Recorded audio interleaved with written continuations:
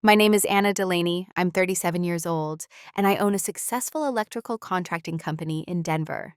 People see me now and assume I've always had it together. The businesswoman with the branded work truck, a team of certified electricians, and my name on commercial contracts across the city. But the truth is, I started as a 20-year-old kid with a tool belt and no college degree. Just grit, a steady hand, and a promise I made to my dying parents. I'll take care of Clara. Clara is my little sister. 19 now, bright, beautiful, ambitious. She was only 14 when Mom and Dad died in a highway accident coming home from their anniversary dinner. I'll never forget that call from the state trooper. I was sitting on the floor of my studio apartment trying to repair a wall socket for my landlord in exchange for a discount on rent. The next day, I became a legal guardian. I never hesitated, not once. For the past 5 years, I've done everything I could to give Clara a life that didn't feel like something was missing. New clothes, private high school, music lessons, therapy sessions, and eventually, full tuition to West Hill School of Economics, a private college that costs more than my first apartment did in 3 years. While she studied French and international business, I worked nights rewiring old apartment buildings and installing electrical panels for new construction. I poured every extra dollar into her future. Because that's what family does, right? Or so I thought. I knew Clara had started drifting away a bit in college, not calling as much, not coming home on long weekends. I chalked it up to teenage independence and new friends. I didn't mind. I wanted her to build a life beyond tragedy. But the signs were there. Little cracks I ignored. The way she introduced me at her high school graduation. This is my sister Anna. She does construction or something. The time she hesitated before tagging me in a photo on Instagram. Or the way she once asked, "Do you ever regret not doing something more ambitious?" I laughed it off.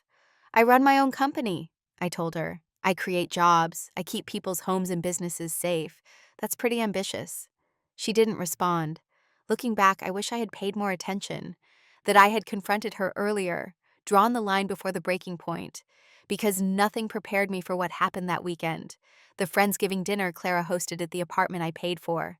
The night she looked me in the eye, in front of her wealthy boyfriend and Ivy League-bound friends, and said the words that still echo in my head, "You're just a tech, Anna. Can you not embarrass me?" That moment changed everything. But I'm getting ahead of myself. Before I tell you what I did next, before I tell you how I finally stood up for myself after years of being dismissed, I want to ask you something. Has someone ever made you feel small for the work you do? Have you ever sacrificed for someone only to be treated like you didn't matter? Because if you have, you're not alone. And this story is for you. I remember the first time Clara mentioned Chadwick. She called during her fall semester and sounded unusually giddy. "He's different," she said.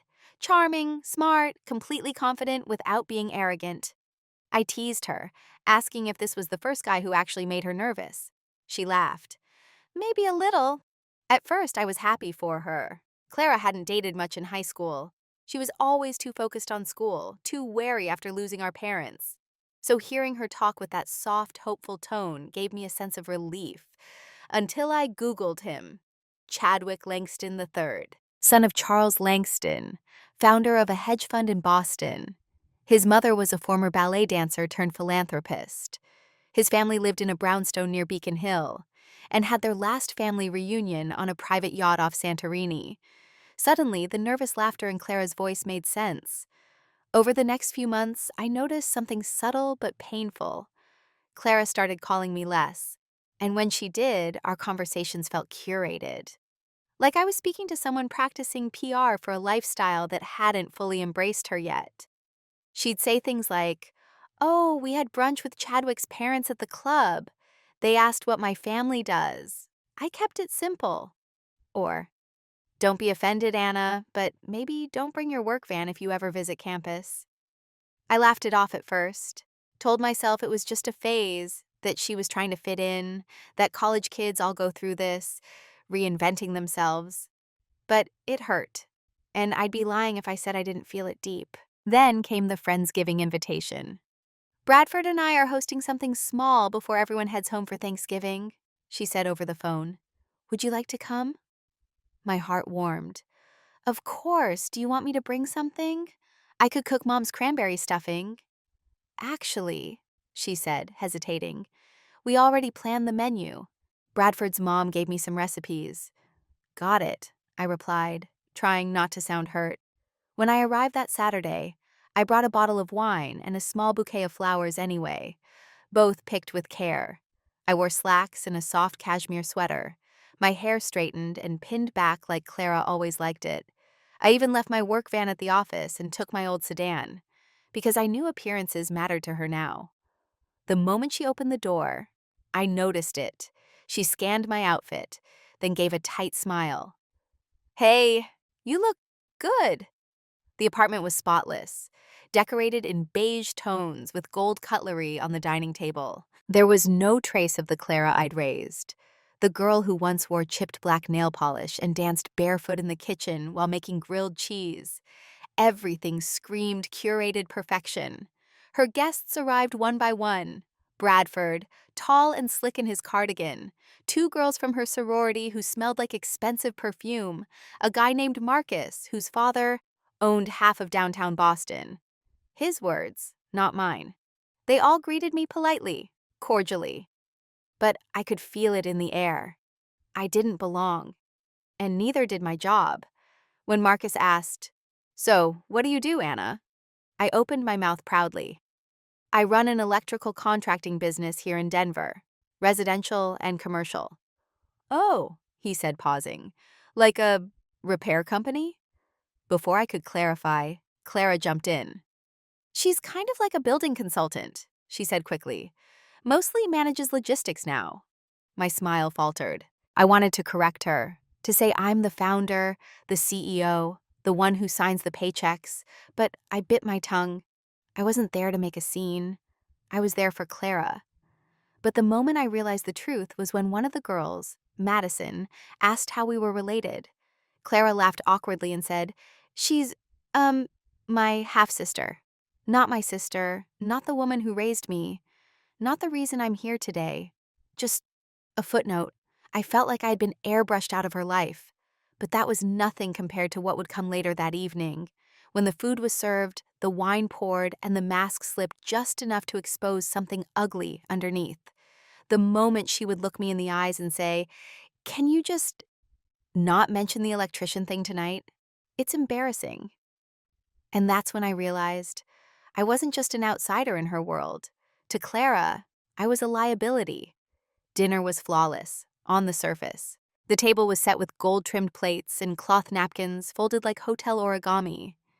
Clara floated around the room with a glass of champagne, charming her guests with soft laughter and careful compliments. She looked so poised, so polished, and so painfully unlike the girl I used to read bedtime stories to. I stayed mostly quiet, helping serve the food, offering to refill glasses. A few guests thanked me politely. Some didn't acknowledge me at all. I smiled through it, reminding myself, You're here for Clara. This is her world now. Then it happened. Marcus, the heir to someone's skyline, bit into the roasted duck and said, Wow, this is amazing. Did you cook this yourself, Clara? Clara smiled sweetly. I had help. Before I could speak, he added, with a wink toward the others. Well, whoever the caterer is, 10 out of 10. A couple of guests chuckled. I'm not a caterer, I said lightly. I'm Clara's sister. The room went quiet for a beat. Oh, Marcus said, surprised. I thought you were, like, house staff or something. Clara let out a forced laugh. No, Anna's just really hands-on. She likes helping out with stuff. No one corrected Marcus. No one acknowledged the sting behind his words. Not even Clara. I looked at her, hoping for a glance, a squeeze of the hand, a simple, I'm sorry he said that. But all I got was her eyes darting toward Bradford, as if my embarrassment might reflect poorly on her. I tried to shake it off, until the real blow landed.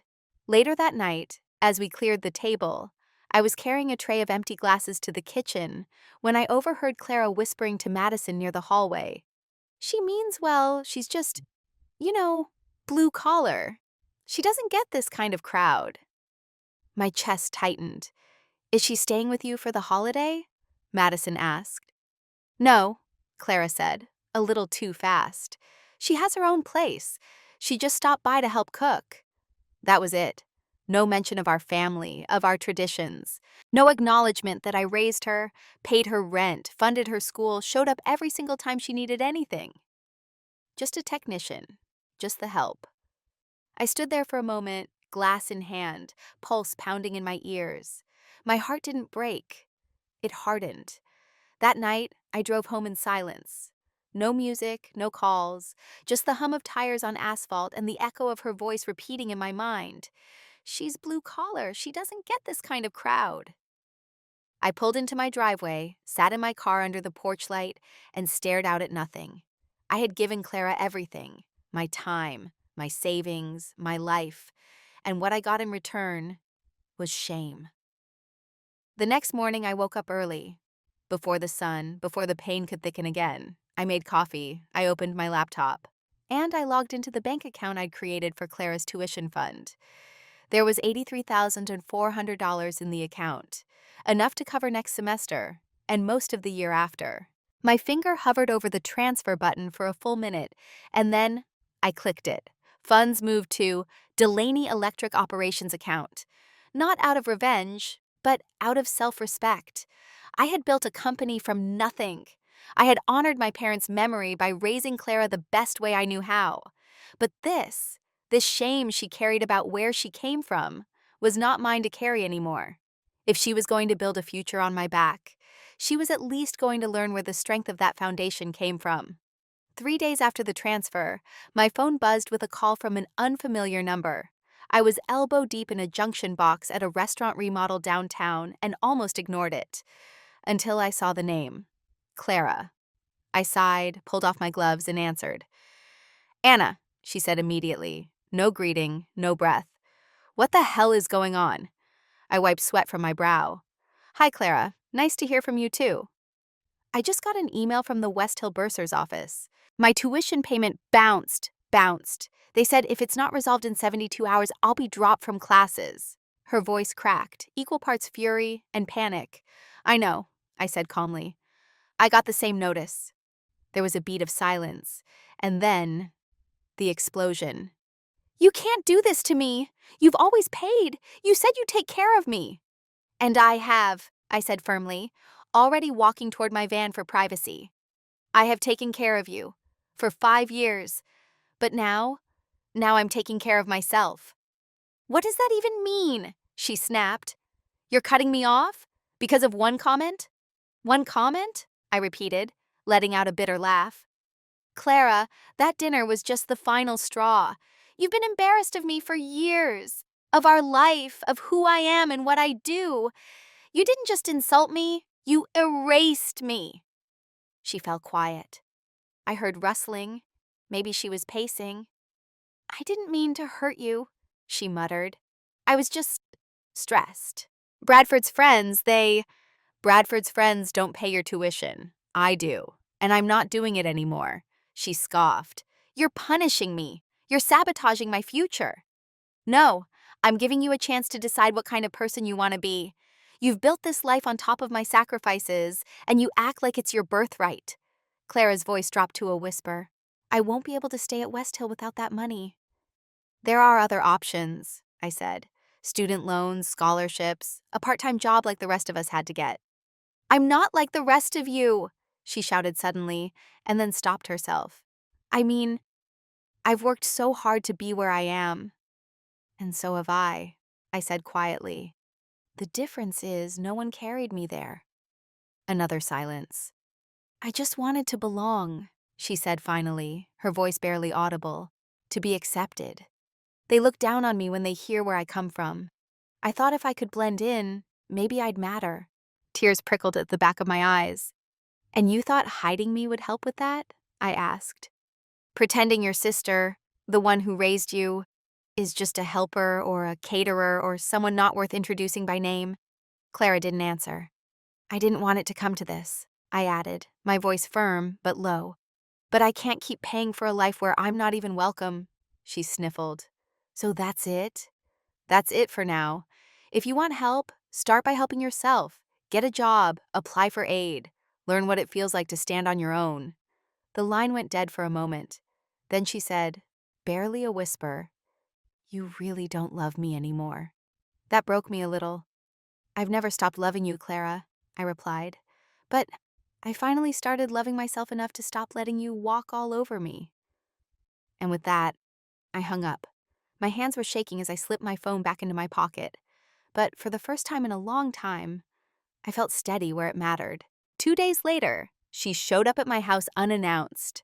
I'd just gotten home from an emergency call at a medical clinic where a power surge knocked out half the lighting system. I still had soot on my collar and a bruise forming on my wrist from a narrow crawl space.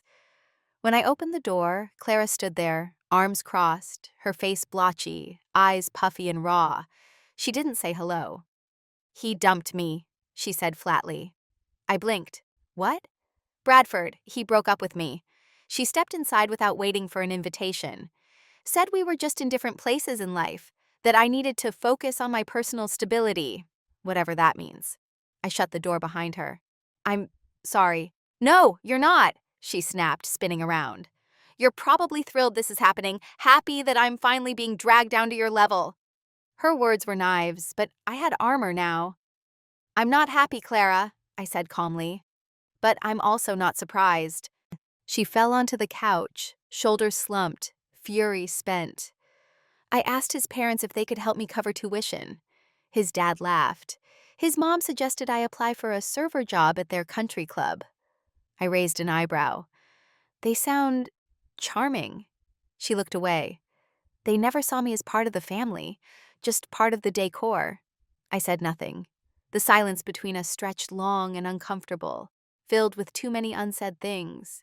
Finally, she whispered, "Everything's falling apart. I might have to drop out, move back home, start over." I sat down across from her, choosing my words carefully. "You're 19. Starting over isn't a death sentence." "It feels like it." "No," I said gently. "It feels like growth." And yeah, growth sucks sometimes. It's loud and painful, and it strips away everything you thought mattered. But underneath all that noise, there's clarity.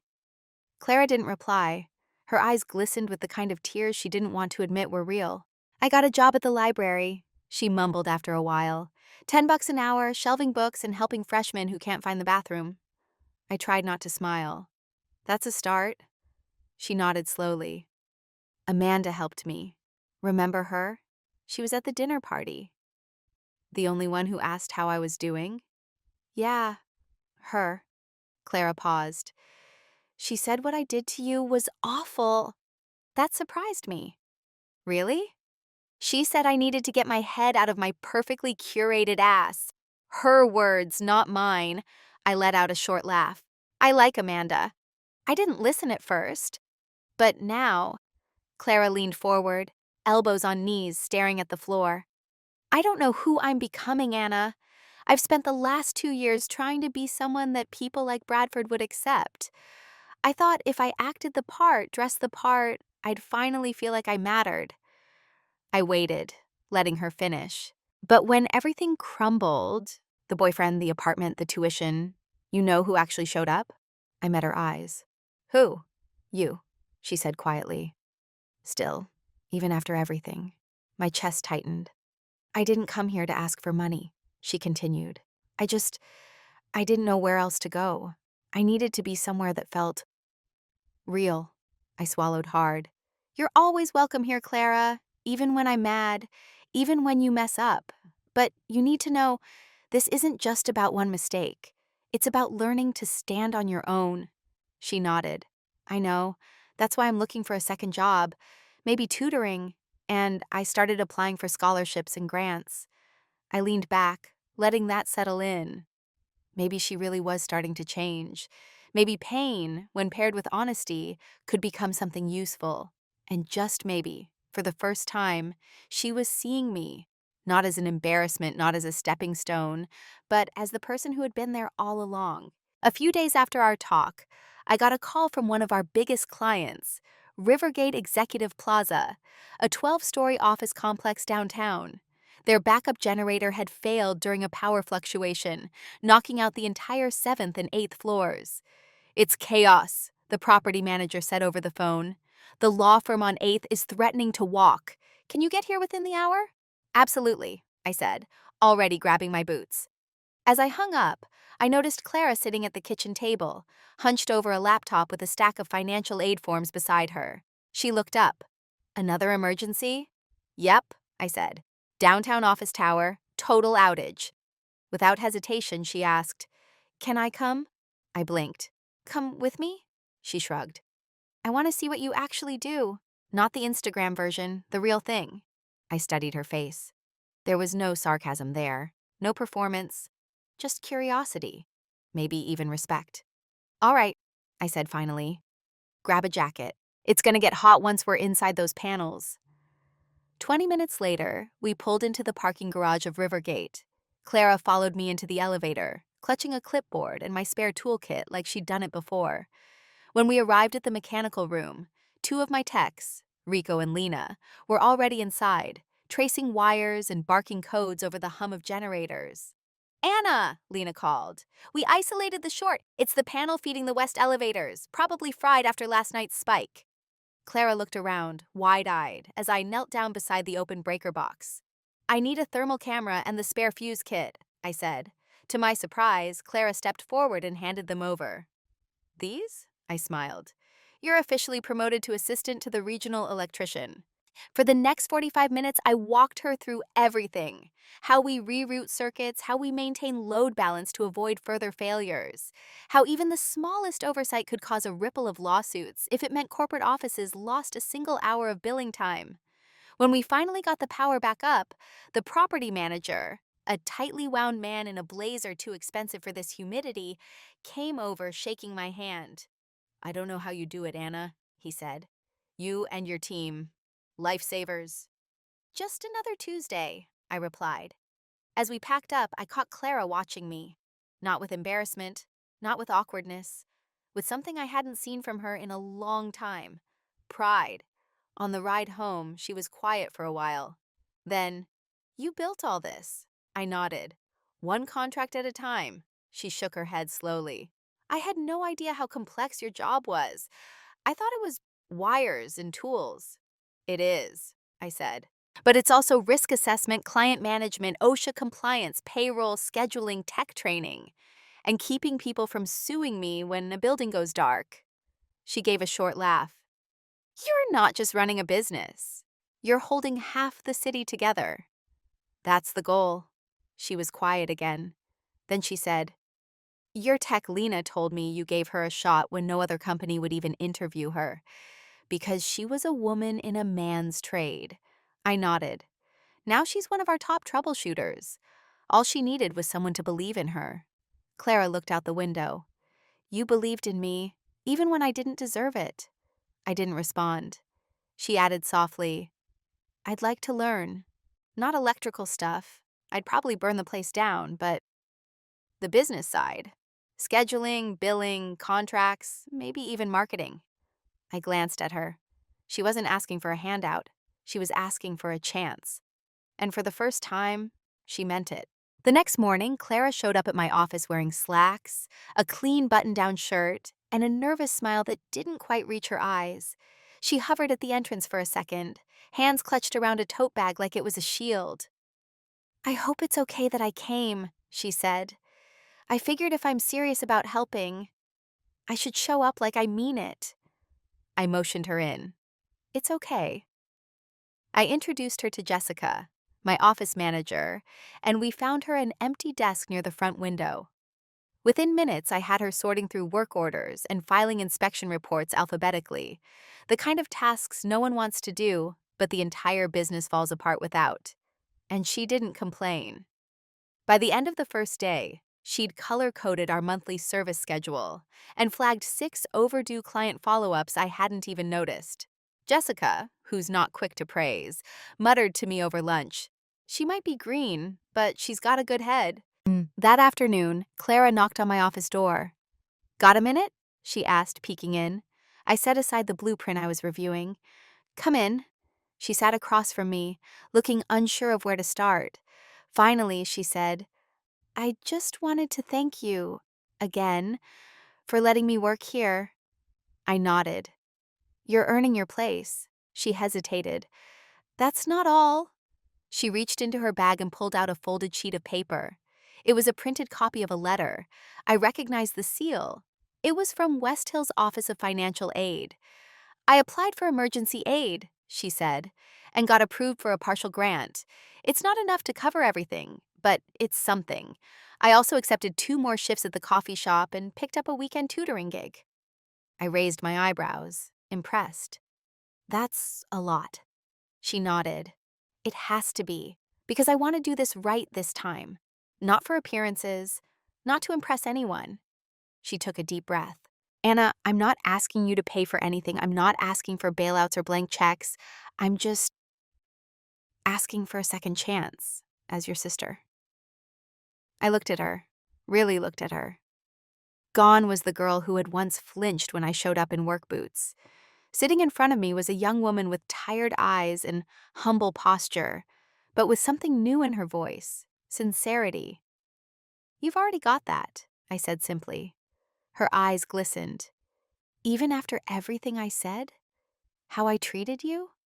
"You didn't just hurt me," I said. "You hurt yourself.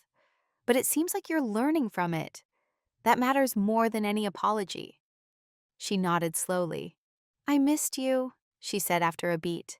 "I missed having someone in my life who didn't care what label was on my purse or who my boyfriend's dad was." I smiled. "You're stuck with me, kid." That Friday, she stayed late to help Jessica reconcile invoices.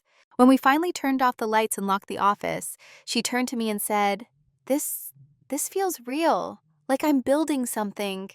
I nodded. "You are." We didn't need grand gestures or dramatic speeches.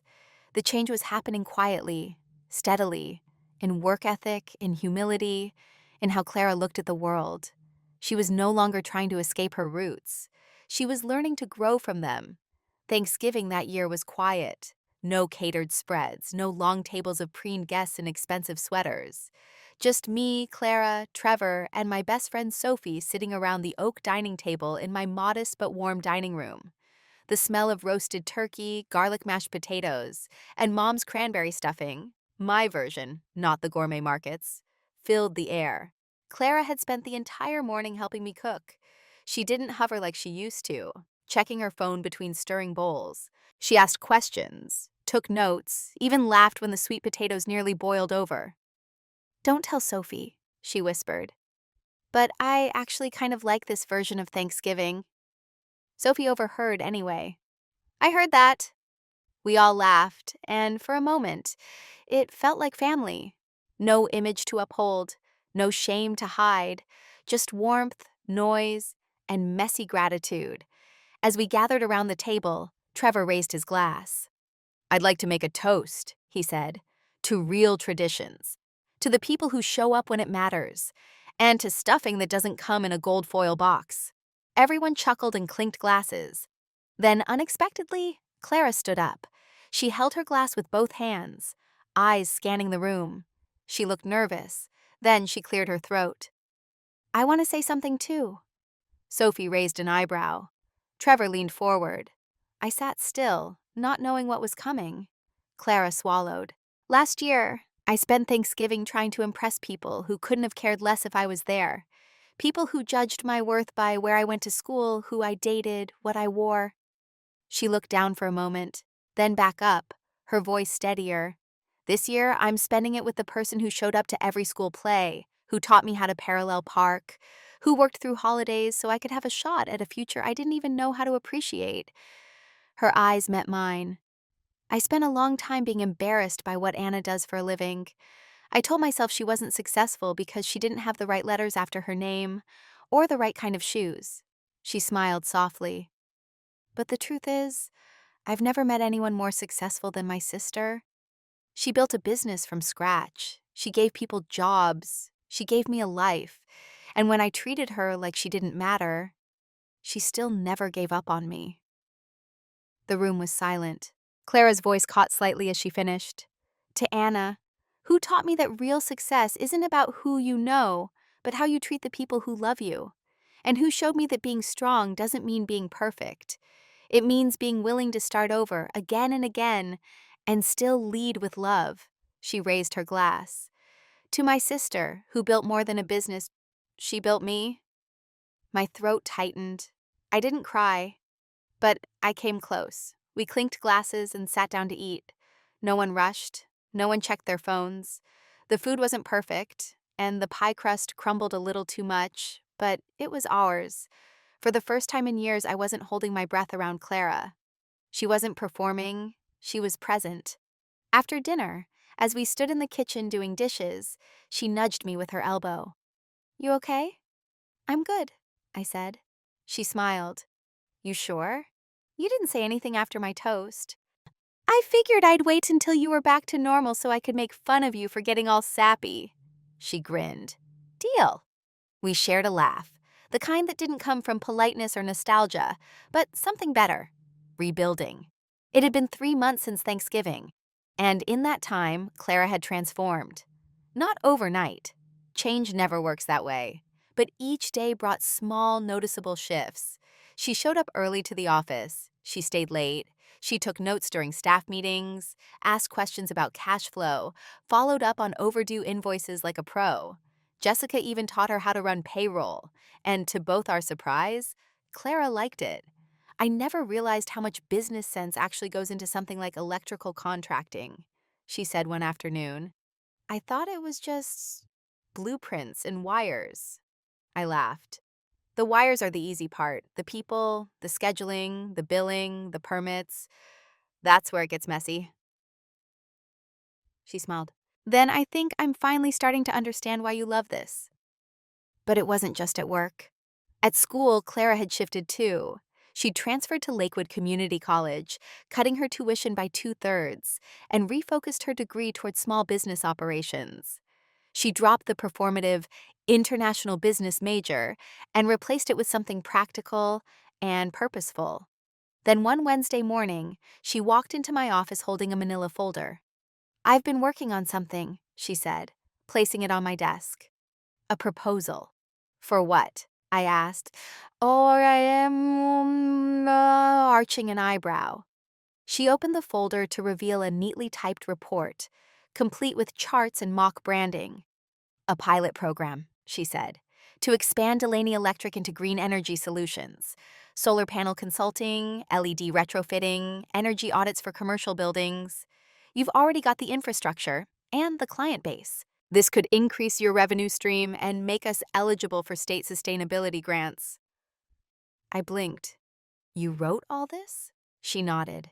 "It started as a class project, but the more I researched, the more I realized it's actually doable. We could position ourselves as a modern, eco-conscious contractor." I flipped through the pages. Projections, outreach plans, even partnerships with local solar vendors. "Clara," I said slowly, "this is really good." Her face lit up. "You think so?" "I do," I said honestly. "This is solid. Like, implement this next quarter solid." She grinned. "I even ran the numbers on starting with 3 beta clients to test installation costs versus energy savings. I think we could break even by month 6.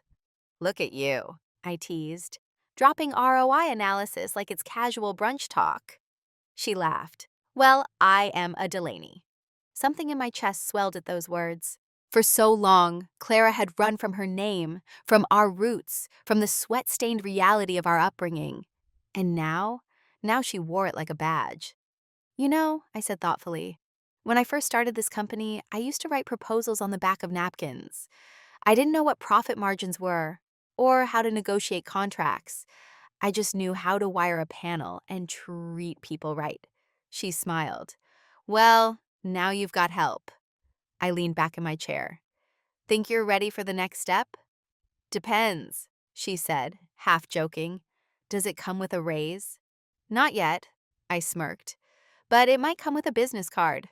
Her eyes widened. "You're serious?" I nodded. "You're not just a kid I'm helping anymore. You're becoming someone I trust. And I want to build this next phase with you." if you're ready. She didn't hesitate. I'm ready. And in that moment, sitting across from my little sister in a modest office built with sweat and second chances, I realized something. I hadn't just raised her. We were now building something side by side. 6 months later, Clara handed me a folded letter as we sat on the back steps of my house, sipping coffee as the sun rose over Denver. She didn't say a word, just slid it across the wood between us and watched my face as I opened it. It was a letter of acceptance. She'd been offered a transfer scholarship to Colorado State University's School of Business, with a concentration in sustainable enterprise, tuition covered, renewable annually, as long as she maintained a 3.5 GPA. I looked up. Her smile was quiet, not boastful, not begging for validation, just grounded. I'm proud of you, I said softly. She took a breath. I want to keep working with you, though. CSU has a hybrid program. I can take 2 days in person, the rest online. I grinned. We'll make it work. The green energy division's picking up steam. Rico says we need more proposals and someone to handle the client relations side. She nodded, eyes thoughtful. I can do that. There was no trace of the girl who once called me just a tech. No trace of the one who laughed nervously when I walked into a room full of her polished friends. This was Clara 2.0, still figuring it out, still stumbling sometimes, but moving forward, not as a shadow of who she thought she should be, but as someone she chose to become. Do you ever regret it? She asked after a while. Regret what? Pulling the plug on the tuition, not bailing me out. I paused, staring out at the soft morning light. No, I said. It hurt. God, it hurt. But if I hadn't done it, I don't think we'd be sitting here like this. She nodded. I used to think being successful meant never having to rely on anyone. Now I think it means knowing who you can rely on. And becoming someone others can rely on too, I smiled. Sounds like something you'd say in a job interview. She laughed. I may have practiced that one. We sat there in comfortable silence for a while longer, sipping coffee, listening to the birds, letting the wind carry away all the versions of ourselves that no longer fit. Before she left for class, Clara hugged me, tight, longer than usual. You saved me, she whispered, even when I didn't deserve saving. I held her just as tightly. No, Clara, you saved yourself. I just stopped standing in the way. That night, as I closed up the office, I stood in the center of the workspace and looked around. The old wiring diagrams on the walls, the labeled parts drawers, the worn-out chairs and buzzing fluorescent lights. It wasn't glamorous, but it was ours. Ours to build, ours to grow, ours to pass down. Not just as a company, but as a legacy of second chances, boundaries, forgiveness, and grit. And as I turned off the lights, I thought about my parents, about what they would say if they could see us now. I think they'd be proud. Not because Clara transferred schools or because I expanded the business, but because we finally found our way back to each other. Because we learned that respect isn't something you inherit. It's something you earn and give freely to the ones who show up for you time and time again. And sometimes the people we think we're building a future for end up becoming the ones we build it with. If you've ever had to set boundaries with someone you love, if you've ever risked a relationship to protect your dignity, if you've ever chosen self-respect over being liked, then you know what I mean when I say, the hardest choices often lead to the strongest foundations. Thank you for listening to my story. If this touched something in you, please like, subscribe, and share it with someone who might need a reminder that it's okay to walk away. And it's even better when they find their way back. Because healing is real. And sometimes it begins the moment we stop hiding who we are